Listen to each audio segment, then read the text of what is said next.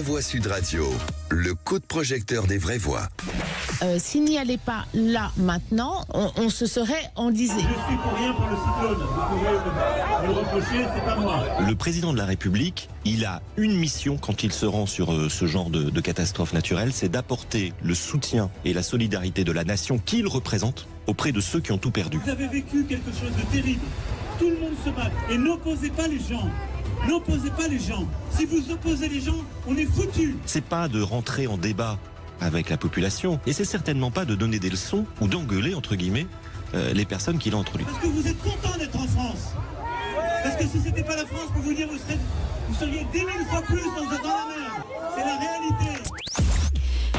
Et vous l'avez entendu, Emmanuel Macron sur la défensive à Mayotte. Il a défendu l'action de l'État tout en se montrant plutôt agacé face aux réactions des habitants sinistrés par le cyclone, avec une petite phrase qui n'est pas passée inaperçue forcément. Alors parlons vrai. Avez-vous été choqué par ces propos? Est-ce que finalement Macron ne parle pas vrai quand on voit les milliers de Comoriens venir à Mayotte depuis l'indépendance?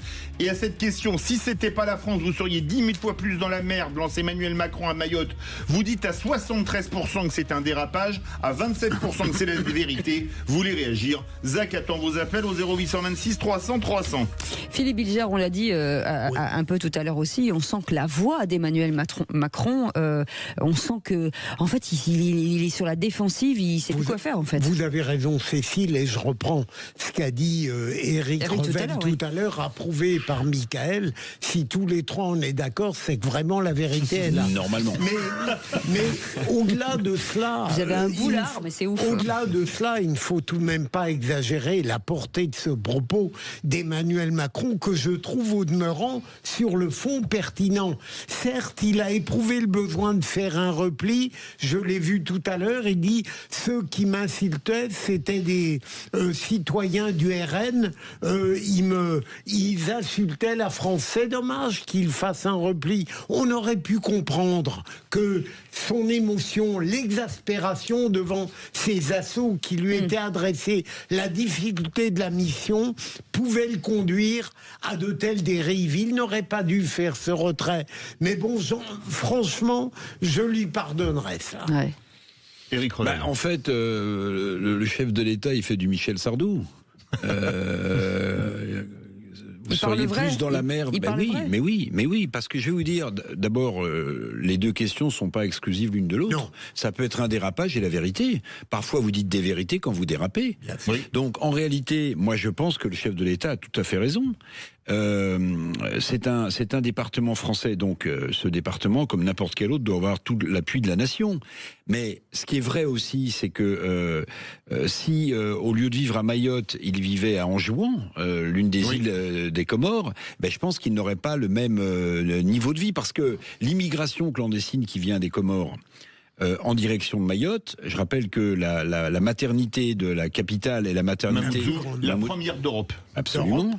Donc ça veut bien dire que beaucoup de gens ont intérêt à venir en France, et que si c'était pas la France, bien Mayotte serait sans doute dans une situation beaucoup plus compliquée. Vous savez, on parle jamais dans cette région qui est très cyclonique de ce qui se passe au nord de Madagascar, à Diego Suarez, où chaque année vous avez aussi des cyclones. On n'en parle pas parce que c'est pas la France, mais les gens ils souffrent de la même manière. Donc je pense que Macron a raison de dire ça, même si c'est pour certains un dérapage. Et peut-être qu'un président ne devrait pas dire ça. Mais je reprends. À mon avis, il a pété son ressort psychologique. Il est à bout. Il est à bout. Mickaël Sadoun, en plus c'est un choix référendaire aujourd'hui d'être rattaché à la France. Oui, complètement. Il y a une volonté Référendaire populaire. au pluriel d'ailleurs. Au-delà de ça, il y a évidemment des arguments économiques qui permettent de dire ça. Le PIB par habitant à Mayotte est de 11 600 €. Le PIB par habitant dans les Comores est de 1 100 €. Donc il y a une énorme différence économique, mais Emmanuel Macron n'est pas plus responsable de ça que du cyclone. Donc il n'y a pas non plus de quoi bomber le torse. Passé ça, ça fait 7 ans qu'il est au pouvoir. Il avait fait des promesses qui n'ont pas été tenues. Bah oui, en 2019, l'hôpital, les nouvelles constructions, clandestine, le droit du sol n'a toujours pas été remis en cause à Mayotte, et on sait les conséquences que ça a. Social, économique, sécuritaire, l'offre de services publics, l'hôpital, toutes ces questions-là d'infrastructure, même d'accès à l'eau potable, n'ont pas été résolues sur place. Donc, il commence quand même à porter une part de la responsabilité longue que les gouvernants ont sur ce territoire-là. Donc Mayotte, c'est la France, nous en sommes fiers, c'est un avantage pour nous, il y a une zone économique exclusive maritime qui est favorable à la France, donc il faut assumer ça économiquement et investir maintenant massivement. Le sujet fait réagir au 0826 300 300 direction l'Essonne. Bonsoir Achour. Bonsoir Achour. Bonsoir. Bienvenue sur Sud Radio, les vraies voix vous écoutent. Ah bah alors voilà, donc Monsieur Macron a tout à fait raison. Et pour moi, ses paroles sont vraies, il parle vrai, il n'y a pas d'hypocrisie. Et puis d'un côté, j'ai envie de dire, ils ont bien cette immigration qui est arrivée sur Mayotte, ils l'ont bien voulu eux-mêmes. S'ils sont venus sur Mayotte, c'est qu'il y a une raison, c'est qu'ils se sont dit tiens, c'est le paradis, on va pouvoir y vivre confortablement. Donc d'un côté, pourquoi se plaindre? Après, j'ai entendu à la radio, sur une autre radio, ou je ne sais pas si c'est sur la vôtre ce matin, un élu qui disait que il y a d'autres radios. Un élu de Mayotte qui disait que le problème qu'il y a, c'est que déjà Mayotte était une passoire.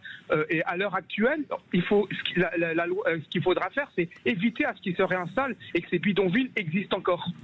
Donc comme il y a quand même un problème et aussi une forme d'hypocrisie. Alors certes, il a pas tort, Monsieur Macron, mais de l'autre, il y a quand même une forme d'hypocrisie dans le sens où la France, comme Mayotte, comme la majorité des départements d'outre-mer, c'est des passoires. C'est des passoires. Donc oui, alors ils sont bien quand ils viennent immigrer dans ces départements d'outre-mer ou en France, les gens le viennent d'eux-mêmes. Donc il faut pas se plaindre après. Vraie remarque. Vous êtes d'accord, Philippe Bilger? Absolument, avec Achour? mais il est plein, notre auditeur est plein de bon sens, en effet, et ceux qui niaient la gravité de l'immigration, comme Marine Tondelier, en séparant radicalement la catastrophe du cyclone de ce problème politique et social de l'immigration, disaient des bêtises. Mais je me demande si Emmanuel Macron, Éric le disait un petit peu tout à l'heure, je veux dire, pour lui, Mayotte, ça va être peut-être un dernier banc d'essai pour tenter de démontrer qu'il peut régler des problèmes. Il les réglera pas sur le champ, hein, j'entends bien, mais mon Dieu, je le sens comme une sorte de dernier expédient. Éric Revel. Oui, enfin, Philippe Bilger, président de la République, il nous a fait Marseille en grand, vous vous souvenez, les milliards prévus, je crois qu'il y a que 2 ou 3% qui ont été décaissés en réalité. Il y a 6-7 fois. Bon, voilà, donc bon, très bien qu'un chef de l'État se déplace là où la nation est en danger, c'est évidemment une bonne chose, mais est-ce qu'il a encore les moyens de ses paroles? Moi, j'en doute beaucoup. Et encore une fois, la façon dont il s'exprime, sur le ton, sur le fond, sur la forme, moi je le trouve complètement hors sol. Je le trouve complètement hors sol. Il s'est pas mis à distance de claque là. En fait, il a laissé tomber son statut. Alors certains pourraient dire ça le rend proche. Je crois pas que ce soit ça. En fait, il a laissé tomber son statut parce qu'en fait il est dépassé, il est submergé, à la fois par l'émotion et il s'est, à mon sens, effondré psychologiquement. Et on peut le comprendre. La fatigue dont vous parliez, les allers-retours, les réunions, etc. Mais on sent qu'il a envie quand même. Je suis pas d'accord avec ce que vous dites. Achour, qu'est-ce que vous êtes pas d'accord, Achour? Il n'a pas laissé tomber son statut. Hein. Il n'a pas laissé tomber son statut, il est toujours président. Pourquoi? Parce qu'il faut qu'il parle avec des pâquerettes. Non. Il dit les choses telles qu'elles sont. Maintenant, peut-être que c'est un peu la goutte d'eau qui a fait déborder le vase, Mayotte, parce qu'en fait, quand on parle d'immigration, de problèmes, Mayotte, on connaît les conditions climatiques depuis des années. On sait très bien que c'est un climat particulier lié à des conditions météorologiques très sévères, mais on a accepté, on a laissé venir toute cette immigration. Non mais Achour, juste. Non, mais moi j'ai dit tout le bien que je pensais du mot qu'il a employé, mais il n'empêche que je sens qu'il est à bout. C'est-à-dire que en même temps, il n'a pas été épargné depuis 2017. Non, bien sûr qu'il n'a pas été épargné. Mais ce que je veux dire, c'est que est-ce que vous imaginez un autre chef d'État français, Nicolas Sarkozy, François Hollande, être dans une situation de vulnérabilité dans laquelle s'est retrouvé Emmanuel Macron à Mayotte? Moi, je vous le dis, j'avais jamais vu ça. Sarkozy aurait réagi pareil. Non, mais je pense que sincèrement, et peut-être qu'il parle vrai, Macron, mais en tout cas, il n'a pas agi. Donc c'est quand même ce qu'on lui demande en tant que président de la République. C'est pas de se déplacer, de voyager en jet et d'arriver en bras de chemise pour nous expliquer qu'il a un parler très franc et très pragmatique. Parce que s'il était vraiment pragmatique, il aurait apporté des solutions au problème des Mahorais. Il se trouve que la résistance à la catastrophe naturelle est largement dépendante des conditions de vie économiques et sociales qui elles-mêmes sont largement dépendantes de la gestion de l'immigration. Est-ce qu'Emmanuel Macron a agi sur ce sujet ? Oui ou non ? La réponse est non. Donc il peut parler vrai ce qu'il veut. Maintenant, s'il ne tire pas des conclusions en actes de ce qu'il dit, moi personnellement, je m'en fiche un petit peu. Voilà. Merci Achour en tout cas d'avoir participé à cette émission. On vous souhaite de très belles fêtes de fin d'année. Merci beaucoup. Merci beaucoup Philippe Bilger. Merci beaucoup Mickaël Sadoun. Merci Eric Revel. Bonnes vacances parce que je sais que vous partez en vacances. Merci beaucoup. C'est déjà fini. Hein. Bah oui. Mickaël, on se retrouve la semaine prochaine. Oui, tout à fait. Philippe Bilger un peu de semaine prochaine aussi. Et dans un instant, les vraies voix du rugby avec Cyprien Pétou. Bonsoir. Bonsoir Cyprien. Et encore un programme de ouf. Oui, un gros programme de Pro D2 évidemment avec la 15e journée avant de se mettre un peu au chaud. La Pro D2 joue ce soir avec un gros match à 21h, Colomiers-Biarritz, et ce sera tous les autres matchs seront à suivre évidemment avec Quentin Cabanis, avec Enzo Jacquet ou encore Clément Combe en direct sur la radio du rugby Sud Radio. Merci beaucoup. Magnifique. Passez une très belle soirée, un très bon week-end si vous êtes sur la route. Faites très attention. On vous embrasse très fort. On remercie notre équipe formidable. Encore une semaine passée de dingue. Majid, Zach qui était ici, bien sûr Maxime. Bravo. Et puis les autres derrière. Merci mille fois. Passez un bon week-end. On vous embrasse. Salut. Génial.